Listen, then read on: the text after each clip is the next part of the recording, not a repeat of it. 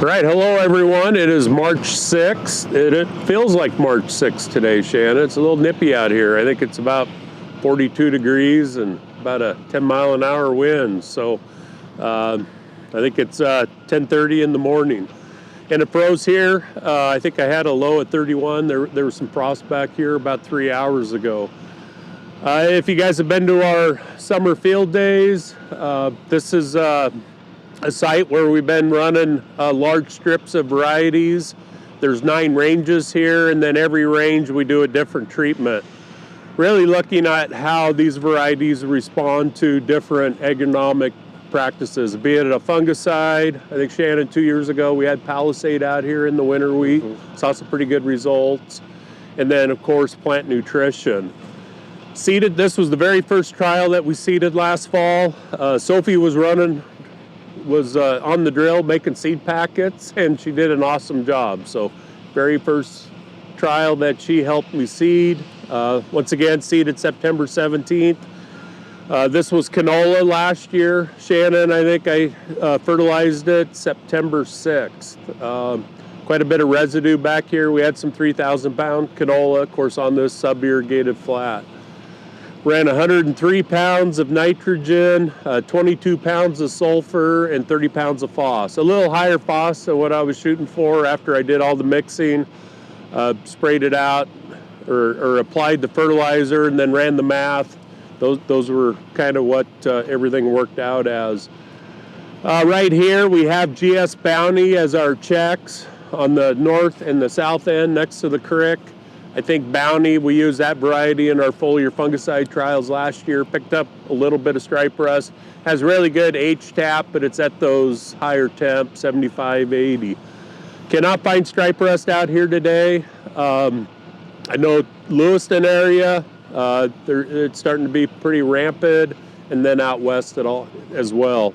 I think Zhang Ming Chen, he's got it rated as a severe epidemic year. And I think the last year we had something like that was 2011, which I don't remember. And I know you really don't remember, Shannon's. But anyway, the wheat looks amazing back here. It's been growing all winter. Dug up some plants. Shannon did some tissue samples. This is Camiac. It's already F6, already starting to joint. If you watched the video we put out last fall with Bailey Jenks, you know, she mentioned that some of these varieties are photoperiod sensitive or insensitive. Camiac is one of those varieties that are insensitive. So it's just going to grow all winter. You can kind of see behind Shannon and I, there's 2 that are definitely taller. Definitely has a little more tissue burn though, because I think January 26th, we got down to 13 degrees back here. This is kind of when we saw that tissue burn show up. The other one that's showing the same symptoms, really tall, of course, in that Feek 6 stage is Mazama. Pretty excited about that one. That is a tandem by Assure Cross that we're going to have available this fall. Shannon, you just ran a tissue sample out here. Maybe tell, you know, what you saw a month ago out here or what you're seeing today. Sure. Yeah, our goal was, you know, what we wanted to see was we wanted to take a tissue sample as early as possible, and our goal was to take a tissue sample every week throughout the growing season just to see what those demands are, how that changes for the plant. You know, we kind of saw a little bit of that last year, but wanted to look at it just a little bit closer this year. So I took a sample a month ago today, and then we've got a lot of moisture in between, so this was actually only the second sample I took due to moisture. Interesting though, a month ago we were really high on nitrogen, which makes sense. We're not starting to utilize all that nitrogen. After a mild winter, we really didn't leach any nitrogen, so I think that was to be expected, seeing a bunch of nitrogen. But from a month ago till now, we dropped a full % in nitrogen. You can see, you know, especially with like Camiac, Feek 6, you're starting to really utilize some of that nitrogen, mine some of those nutrients more. We kind of saw the same trends last year. You know, once you hit that Feek 6, 6.5 is really when you started utilizing that nitrogen. That's when you could really see levels coming down. Some of these varieties, and even in commercial fields where we're close to that Feek 5, I don't think we're going to see that response yet. We're not going to see, you know, starting to use up those reserved nitrogen yet. So it's really Feek 6 and 6.5 where we can start to see the plant use it. Potassium was a really big one last year too. It seemed like Feek 6, 6.5, everything was deficient in potassium. That was a trend that we saw really widely across the Palouse, and we were shooting to correct that this year, but that's something that we're starting to see too. From a month ago till now, we're starting to see those potassium levels come down. It's been a really wet spring too. I think in the last month, since February 1, we've got 3.5 inches of rain, so been really wet. As we know, potassium is the largest player for water movement in the plant. So as we're getting all this moisture, keeping those nutrients moving through the plant, using up all that reserve potassium is I think what we're seeing here as we enter Feek 6 and wheat.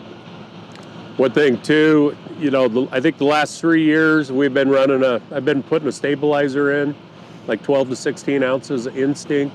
Did not do that last fall.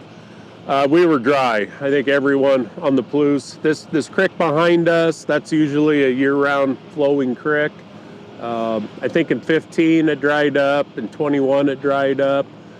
Last year it dried up about the first week of June, which was about a month sooner than it was those other years. So our deeper submoisture, that's really, I think, what we've depleted the last couple of years. So, where we don't have a stabilizer, a lot of that nitrogen out here is probably in that at least second foot, third foot even. I think Shannen will probably come out here maybe in a week, pull a soil sample. That's one thing with the Nutriscan technology, we can do soil samples with it as well. Looking at fertility, where this doesn't have a stabilizer, we're pushing almost 15 inches of moisture. Shannen, what do you think guys ought to be doing right now? We're starting to get those questions about, hey, I fertilized light last fall. Do you think I need to address some more fertility right now, stream it on, or put an airplane in the air? Sure. Well, yeah, as you mentioned, the creek started running, tile lines are running. I think we have a pretty full profile. Everybody's wheat across the Palouse looks really good. There's a lot of potential, and we want to feed that plant. But one thing we saw last year was, we had a similar situation. We had a lot of good-looking wheat coming out, and a lot of guys went out and top-dressed and threw a bunch of nitrogen at it. Well, and then Mother Nature dried up. We weren't getting any more moisture, and it actually seemed to hurt us, having all that extra nitrogen out there. And, we saw through field splits and even commercial fields, having that extra nitrogen with no moisture to support it, maybe put on more tillers and actually burned up the crop. We saw, yield being left on the table, but we also hurt ourselves in quality. Protein and test weight, that was something we really saw. And so I think our approach this year is to really take a more proactive approach, not put all that out in front and just hope we're getting the moisture, but be able to rely on a technology like this and feed it as we need it. So we have a lot of high potential wheat. We're getting Feek 6, 6.5, in the next few weeks, and we could monitor it a little bit closer with that Nutriscan technology. And then if we're short, we have the ability to go out there and throw a few gallons of urea or whatever that is. I think my approach is, again, not just throwing it all out there with expectations of having really good growing conditions, but be able to feed it as we get that moisture.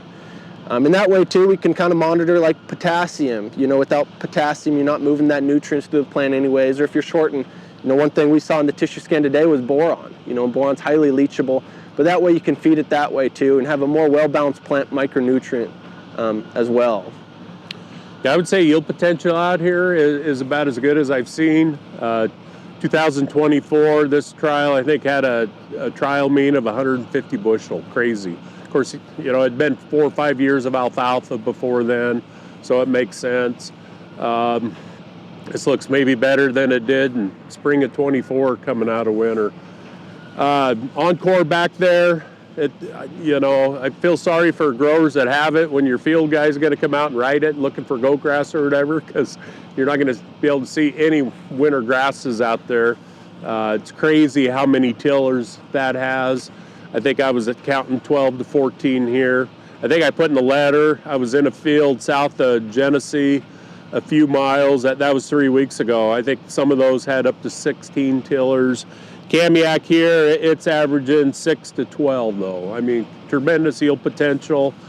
I think, we're going to see what the next 2 months entail.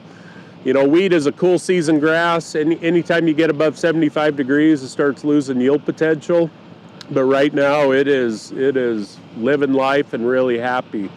Jumping into stripe rust, I think, if we do continue to see some moisture in April and May, this wheat probably needs to get sprayed as soon as we can spray it. I don't know when that'll be. Of course, we're only March 6th, and we have wheat this big. Looking at stripe rust, I think the second range kind of right behind me, that was a microp treatment in 24. Didn't see a lot of rust out here. It moved in the end of May. This year, I think our first 60-degree day here in the next few days, I can probably come out and start finding some rust in the bounty. Sounds like there's a lot of spores moving through the air. So it's probably out here, just hasn't expressed itself. Stripe rust, about 14 degrees, will kind of kill those live spores or active spores. Those spores that are dormant, they're going to blow right through that. I think it's about 5 degrees to kill those dormant spores.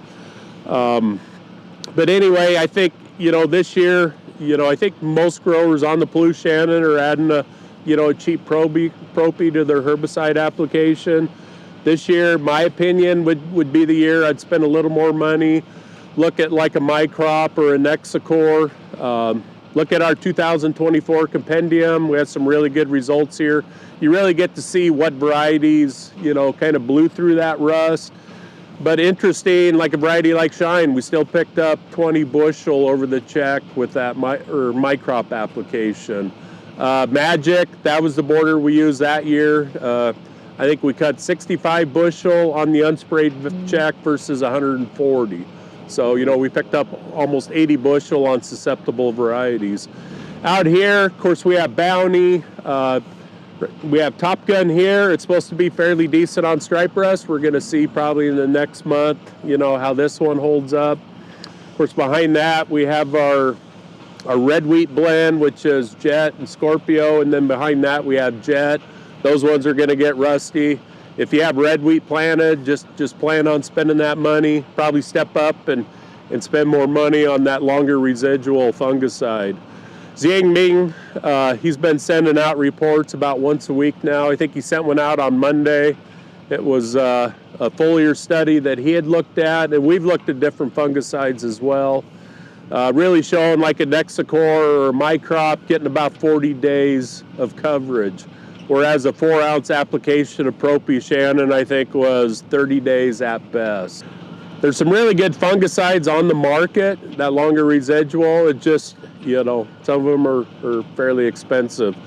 If you guys haven't sourced your fungicides yet, everyone's aware. Last year, we kind of stuck our toe in the water selling some fungicides. This year, we're going to have Everlon again, Microp, some Propy, some Azoxystar or Azoxystrobin. Pretty cheap prices. I think we're fairly competitive. Give one of the field staff a call if you want to see what we're selling stuff for. But this would be the year that, when you're out there making that herbicide application, maybe run that higher rate or step up to that next caliber of fungicide.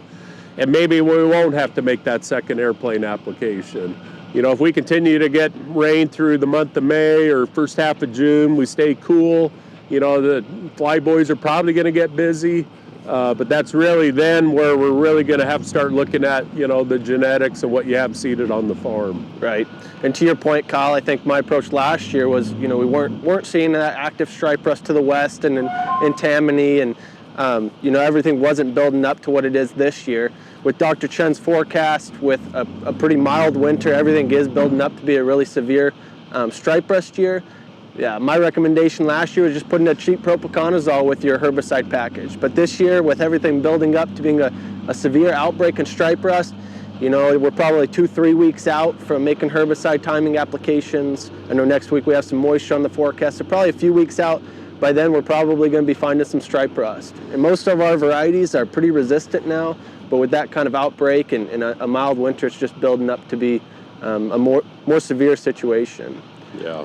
No, for sure. And I think what we learned, we've done foliar fungicide trials now in winter wheat for the last 6-7 years. Comparing microp to Nexicor, Trivapro, propiconazole, Quilt. Quilt is dynamite on stripe rust. I think that's where microp maybe takes it to that next level. It's pretty much Quilt, but it's micronized, right? Yep. You're getting an extra 30-40% of that active into the plant. So instead of maybe getting 30 days out of Quilt, you are getting that 38 to 42 days out of my crop at a 7-ounce rate. Yeah, and it's a very affordable product too. You know, and I really like having those two modes of action, having the propiconazole and the strobilurian. Yeah, no, for sure. We had our marketing meeting this week, or at the different offices throughout the Palouse. If you've been to them, thank you. I know in Wednesday here in Genesee, we had a farmer from Lewiston that was up that went to it. They've actually been spraying winter wheat in Lewiston with herbicide package. I think their wheat, you could about double this. It's getting, beautiful down in Tammany area. But he was saying they can find stripe rust down there in every field, even shine, which is a little alarming. I think shine, though, a lot of these varieties, once we do start getting into the 60s, maybe 70s, that's where that H-tap's going to kick in and start fighting some of that off. But once again, if you're out there spraying wheat in the next month, it's going to be early this year, no doubt. Really look at, your fungicide options and give us a call. We think we have some pretty competitive prices this year. One more addition too, as Kyle mentioned, last year we kind of stuck an ankle in the water. This year we're maybe wading waist deep in the water. But one thing that we were able to learn through the trials last year in the Nutriscan, and we've talked about this quite a bit at the grower meeting as well, but using the Nutriscan and testing across the Palouse, we were able to identify trends through our winter wheat and deficiencies. And we tested those in the trials. They were labeled as the Ignite treatments, but what these looked at was our common deficiencies of potassium, zinc, manganese, and boron. Those are really what we were trying to target. And so we took those trends across the Palouse and made treatments that we looked at in the trials, again labeled Ignite. And that's one thing that we're going to add this year and offer to growers is an Ignite treatment where we're combining potassium, zinc, manganese, and boron, trying to get ahead of those deficiencies early, correct those. Again, we're aiming at that herbicide timing, that peak 6.5, to go out there with that nutritional package. Especially with your herbicide package, one addition to this Ignite treatment is 2 biostimulants, right? And so we have a carbon source in there, and then we also have a seaweed extract in there. And so that really helps, with the plant metabolizing your osprey application or whatever those herbicides are. And so we really think it's going to be a great package with your herbicide application. The other thing we see with a lot of these varieties is physiological leaf spot, chloride deficiency. Shannen, this actually has a pretty good shot of chloride with it too. It does, yeah. It has. The analysis is 0,012, and so it has potash in there as well as potassium carbonate. But you get that potash having that chloride as well, that potassium chloride, and so that's what we're really excited for. Is some of these varieties, especially our red wheats, where they're more susceptible to PLS and those chloride deficiencies, we can get ahead of that early. And it really kind of falls in line with what we've been aiming for this whole season, or what our goal has been. Last fall we used pre-seed on our winter wheat treat, having that phos, but having that zinc, manganese, and boron, trying to get ahead of those deficiencies early. And then this is just one more step where we can carry that through the season, correct those deficiencies, make that balance in your plant where it can withstand abiotic pressures better, and just nutritionally it's more balanced and you don't have those antagonisms that you'd be battling. I think what excites me, I've been in this business a lot of years. I think what really excites us is, the opportunities that we have with the Nutriscan now, not only on your guys' fields, but really on the research side. Last year, like Shannen mentioned, wetter winter, thank goodness. We just kind of showed what kind of a crop we could grow on winter moisture only, because it really did after May 1st. We didn't get any more rain back here. Right. And we still saw some really good results. I think with your custom treatments, which kind of what the Ignite that we're selling this year, I think that's, we saw 7 bushel across field splits and in our trials.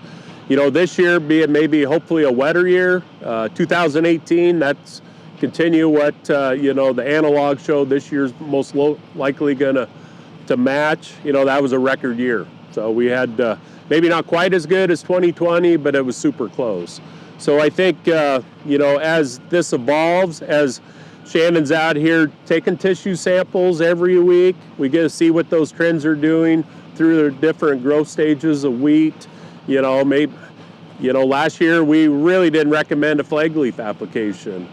Maybe this year though, if we pick up 1.5 inches of rain in the month of June, or we are having to go back out and make maybe that second stripe rust application with an airplane.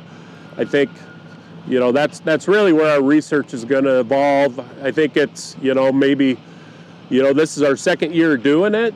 So, I mean, it's still fairly new to us, but I think in another 3 or 4 years, this thing's going to, I think bring added yield to growers' fields. Like, I think that's our new growth spurt, in getting that genetic potential out of these varieties. Right, and as you mentioned, the ability we have with the Nutriscan is like with this Ignite treatment, it might change every year. We want to follow those trends. Of course, we want to have the research data, field splits to do that, and that's really what we're going off of. But it has the ability to change, and so if trends start changing, or if we're showing deficiencies, in other areas, maybe that's where we can adapt, and that's where we can push that yield potential a little bit more by correcting those or fine-tuning this treatment. I think 100%. I think, Shannen, your Ignite treatment this year, we're going to only sell it in totes. It's something that we're going to make ourselves. It's got 3 different products in it. Of course, we're not going to share that, but, availability, how does the guy get some if he wants it? Sure, yeah, we're going to start mixing this blend probably as early as next week. It's going to be in totes. The use rate's about 100 ounces. That's really been the sweet spot. I think we're going to have guys that go a little bit higher, probably at that gallon range. I think it's a good rate just because you can add some urea if you need to, if you're short on nitrogen. Pretty easy to use, and so it's going to come in totes. Each tote does about 325 acres at that 100 to 128 ounce rate. Going to be easy to use. Like I said, we're going to be pre-mixing it early. If a grower is interested, we can drop off totes, before we get too busy with seeding. Yeah, we can deliver totes. That's the problem selling some of this stuff in the middle of seed season, because it gets pretty hectic for us. We put a lot of seed out in a short amount of time. Of course, we are limited on staff. But if you're interested in trying a field, I know down here, Shannen, we've got half a dozen growers that are going to put it on every acre. Those were the guys that did the split applications last year. Saw some really good results with it. I think they're bought in. Yeah, they want it on every acre. I think, like I said, we're going to start making totes next week. We can either deliver it to your farm. If you have a forklift, we'll bring you some totes or a tote. Or if you want to pick it up at our seed plants, we'll have it at Roselia, Fairfield, Tensed, all the way down the Palouse. We do realize, some coordination would be helpful. I know last year, we were full-blown seeding. Everyone was on a tractor. We were treating seed. I think we had 10 trucks on the road moving seed around. And then, it was a real windy spring. And then next morning, the wind quit blowing. And everyone jumped off the tractor and jumped on the drill or on the sprayer, started spraying winter wheat because we had such a narrow window.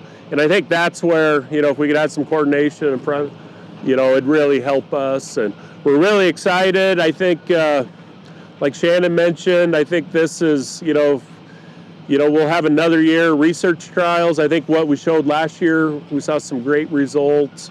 I think, Shannen, anything else you want to add?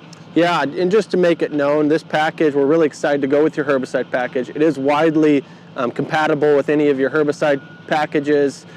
Tank mixability, compatibility, it's all really good, so there's no issues there. We're, again, really targeting that herbicide timing because of those 2 biostimulants and the effect we have with that herbicide package. But no, we're really excited.